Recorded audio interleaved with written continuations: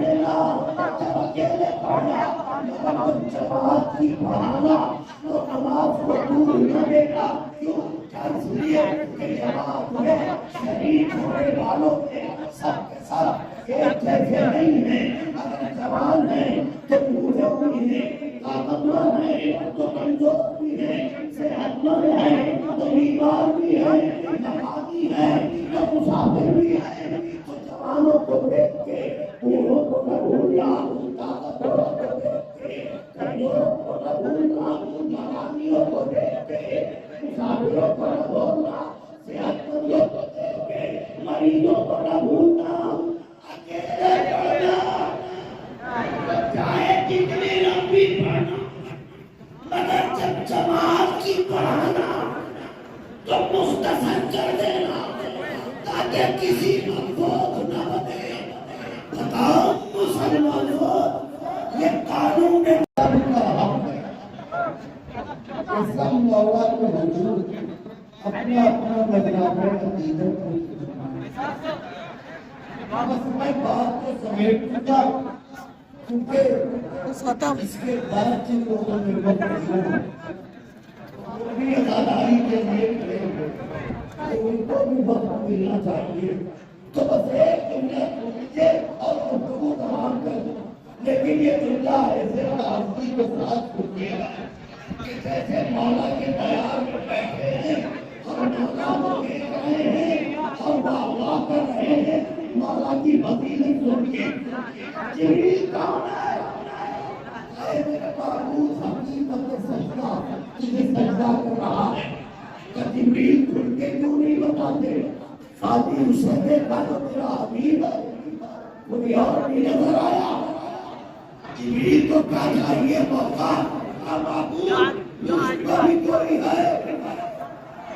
अल्लाह ने कहा खुल के क्यों नहीं बताते? सजदे में कौन है? रात जाऊंगा तुमने पर सजदे में कौन है? पुष्पा कौन है? जिब्रील ने कहा तू ही सुनना चाहता है तो सुन। जो सजदे में है और जो पुष्पा है, दोनों में से इतना फर्क है। एक नमाजों का लड़ने वाला है, एक नमाजों का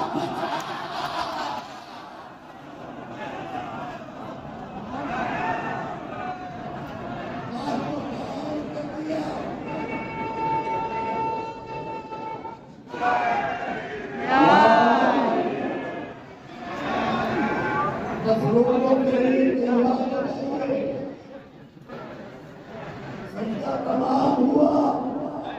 ईसाई दूसरे नाना को देखा, आवाज की नाना नवाजों ने सजदे को दूर दे दिया। तो मैं भी तुम्हारा ही नवाजा हूँ। आज वादा करता हूँ तुमने सजदे से खुद से उठाया है, मगर जब मैं करबला के मक़बरे में अपना सर सजदे में रखूंगा, मैं खुद से न उठाऊंगा। मेरा कातिल मेरे बालों को पकड़ के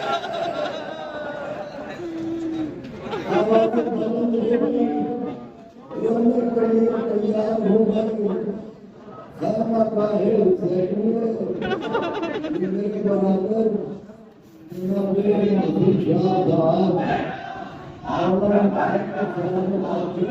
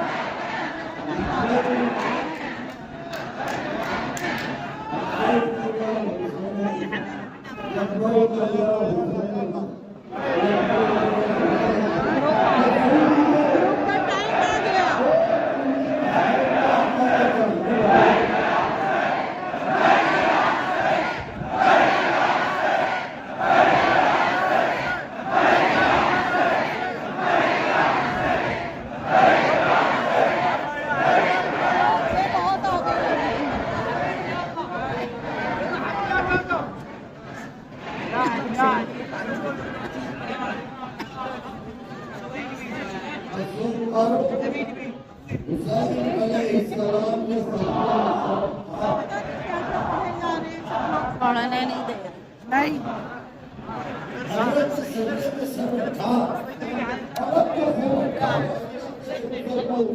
बारह बज गया, लदानी वालों का टाइम आ गया है। देखो लाइन से लगे पीछे। कयामत हो गई है वो बहुत ज्यादा।